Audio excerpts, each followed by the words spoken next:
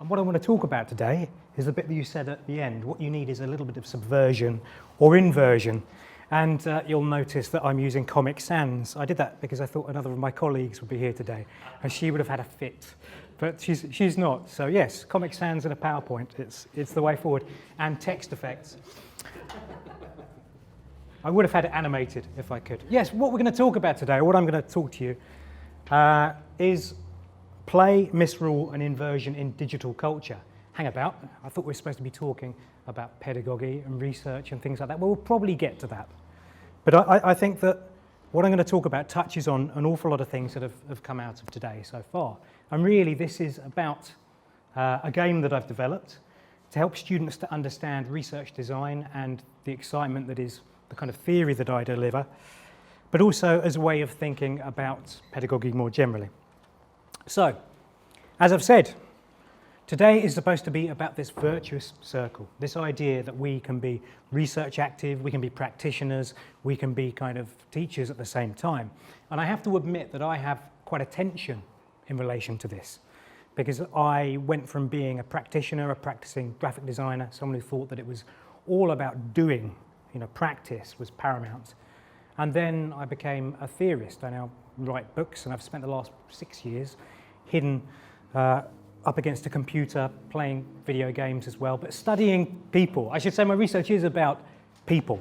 It's about digital culture, but it's digital culture that exists on mobile phones, on video game screens, on computers, because we keep talking about students and their vulnerability or their approach to our studies, but the reality is that many of our students live in a different world to the one that we are familiar with. Much of their life happens on screens, and also the idea of creating an enabling physical environment is a great thing, but you also have to be aware, and I think Brian touched on it, with that idea of constantly being constant surveillance, is the idea that they bring with them mobile phones, they bring with them social networking, and there's a constantly pervasive kind of searching, seeking, judging eye that's around them all the time. So there's a battle that we have, and that's part of what I want to talk about. Here we go. So this is what I'm like most of the time, generally confused. I was talking to Karen earlier on saying, I think the life of an academic is to be constantly confused. I'm constantly confused. I'm confused by the things that I see. Lots of questions appear every time I read a newspaper or look on the television or read a book or talk to a student.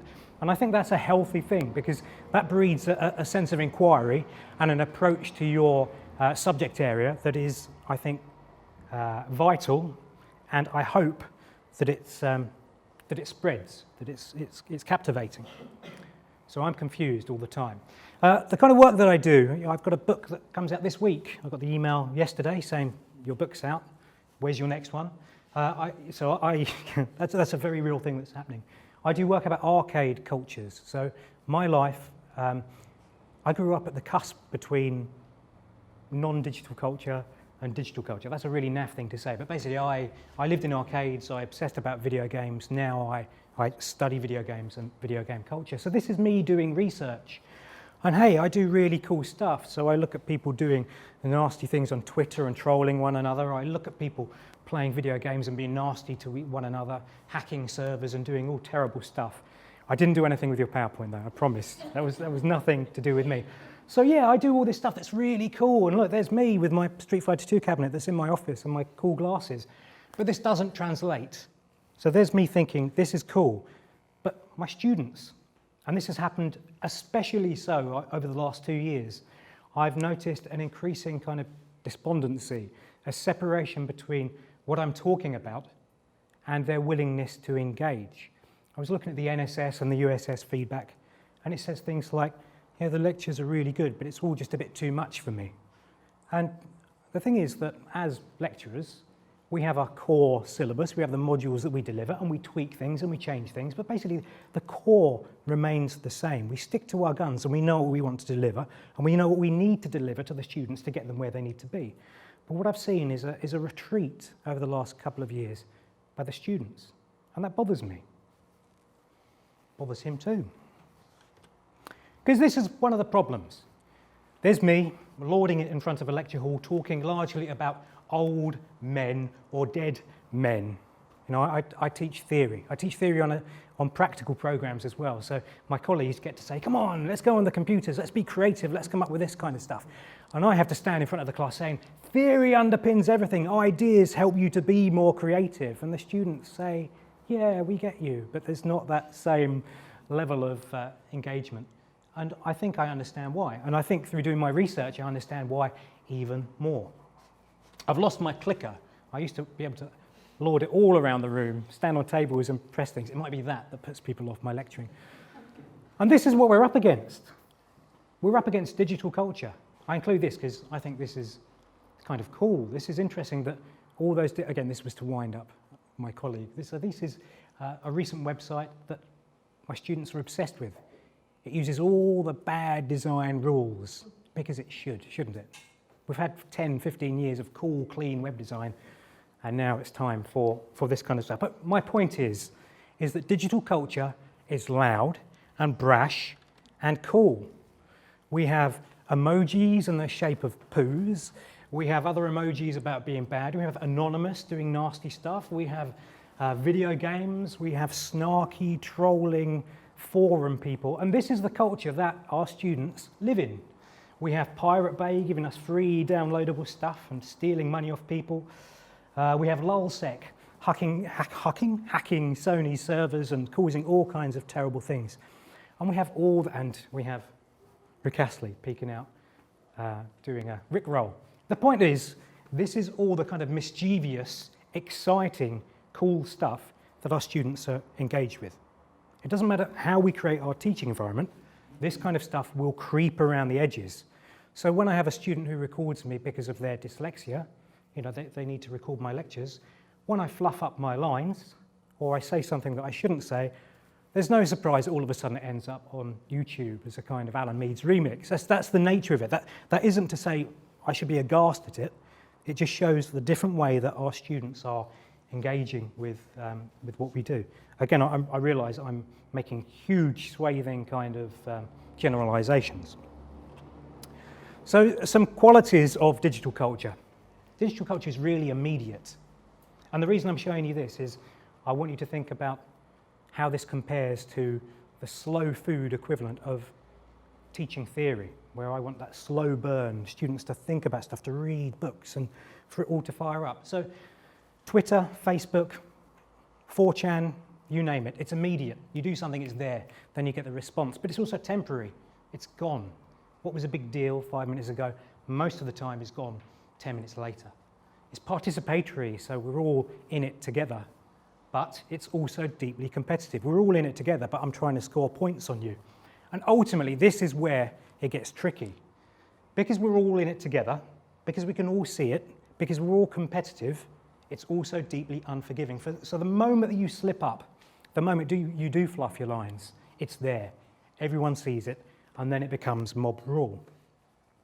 I couldn't think of a better term, but mob rule works. Now, my research has been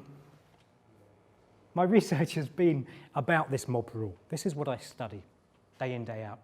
Because this mob rule, this snarkiness, this danger of digital culture is what I think is really interesting and really cool. It's nothing new, it's nothing unique, it's existed historically before, but digital culture allows you to do more stuff. It allows it to express itself better. The point of all this, and we say, oh, this is terrible, poor students or poor young people immersed in this, it must be terrible. And you know, I say this to my wife, I don't want my kids having mobile phones, I don't want them being on Facebook, yada, yada, yada.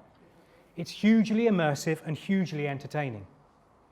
When you're part of it, it's great fun. It's absolutely great fun. You know this. I'm preaching to the converted. Okay, now, just to tell you a bit more about the kind of work I do and my theoretical base. This is I said that I don't really do anything. I don't do any practice. I get very, very twitchy when I have colleagues who make films or make books or make things, and there's me who reads books and writes books, but I'm very envious of people who do practice. I know quite often it's colleagues saying, no, it's okay for you, you do theory, it's okay. Well, fine, but I want to do practice, and I started playing around with illustration again as a way to express myself. Anyway, that's not the point. This is a bad sketching of Peter Bruegel's fight between Carnival and Lent. For those of you who don't know, this is a 15th century depiction of the people. Here they are. There's a man with a pork pie on his head on top of a barrel of grog and a load of rowdy people against the ecclesiastical piety. So here we've got the church coming out of the cathedral, and then you've got the people coming out of the taverns. They are being misruley and rowdy and scummy to one another, whereas on this side, the church are being good to one another. This is an allegory. It could be read as an allegory, let's put it that way. It's about the difference between people and structures and forms. The point is that all through time there's been a relationship between misrule and rule. And, there's more theory. So we've got Bakhtin, who calls this the Carnivalesque, the idea of everyone getting together and turning stuff on its head. Now, you'd see that in the historical carnival, where figures of power would be ridiculed. So, you'd have fool kings or Lords of Misrule that would be created, and then they would do all kinds of different things. Okay, so why am I talking about this? How do I rationalise all this?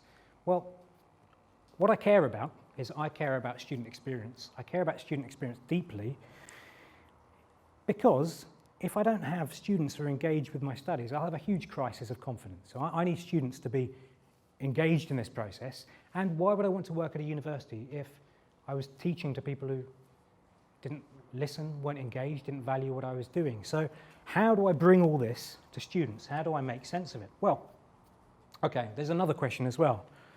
As I teach theory, a lot of what I teach is research design, research methodology. I've developed research methodologies for commercial clients and things like that. So what I've done with the support of the department, the school, is to develop something called Lords of Misrule, which is an attempt to get students engaged with research methodologies, these kind of theoretical ideas, but approaching it from an understanding of digital culture.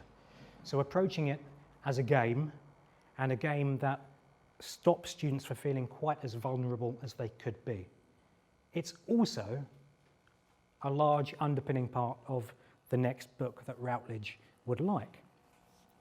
That's good. You've tuned out. I can leave now. But effectively what I did and what I've done, it's just gone live, in fact. Here we go. You said about no one uses pink in their websites, but I use pink in my website quite happily. And actually, I was a primary school. I was stopped from doing ballet. I wanted to do ballet.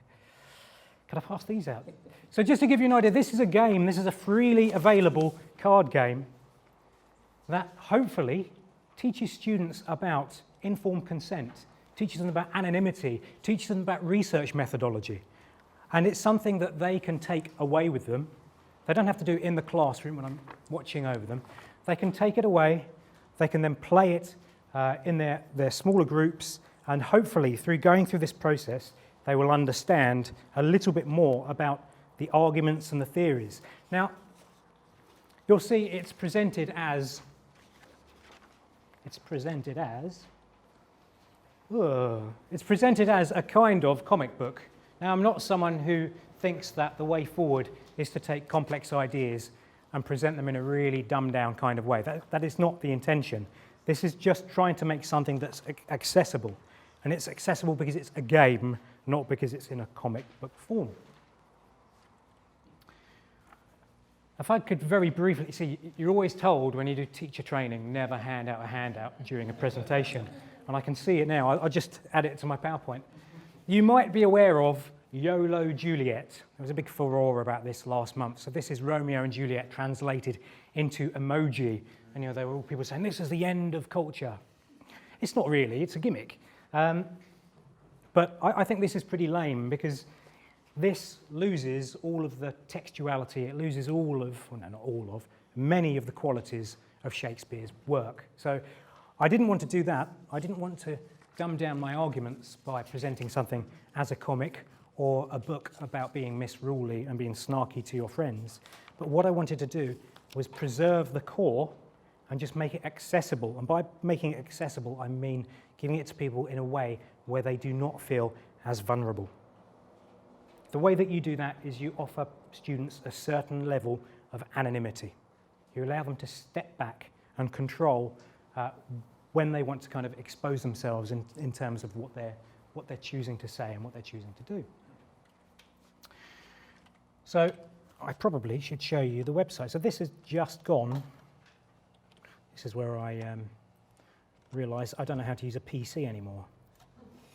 Phew.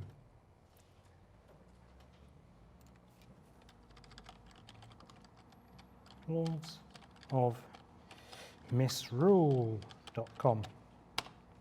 So this is based quite extensively on a game that's quite popular amongst students called Cards Against Humanity. Has anyone played Cards Against Humanity? Okay, so the two students in the room have. Can I ask you why? Let's make this interactive. What is Cards Against Humanity, and why do you play it? It's a game that it forces you to kind of make up sentences and phrases that I suppose go against what you kind of know about society. But it's just a lot of fun. It's a really fun and engaging game. I don't know why people get so kind of obsessed with it, but it's just nice to sort of bring out in a group of people kind of phrases that you wouldn't necessarily say in front of higher society. So you break social convention. You say things that are offensive or embarrassing, and you play around with what is acceptable within any kind of social convention. Thank you very much. That's good. Well, this game is quite a lot like that. But my research is about play and the relationship between play and misrule. I do a lot about dark play. So Schechner is instrumental to this. The idea of risk-taking and rule breaking. He comes from a performance studies background, but I apply it generally. So yes, there's this website called Lords of Misrule. And on this website that just went live yesterday, because it's been through the ethics panel at last. Yes, you can download, there's a spiel about this, but you can download this game, you can print it, you can adapt it. And what this gets people to do is to set a series of questions and anonymously pose answers to them.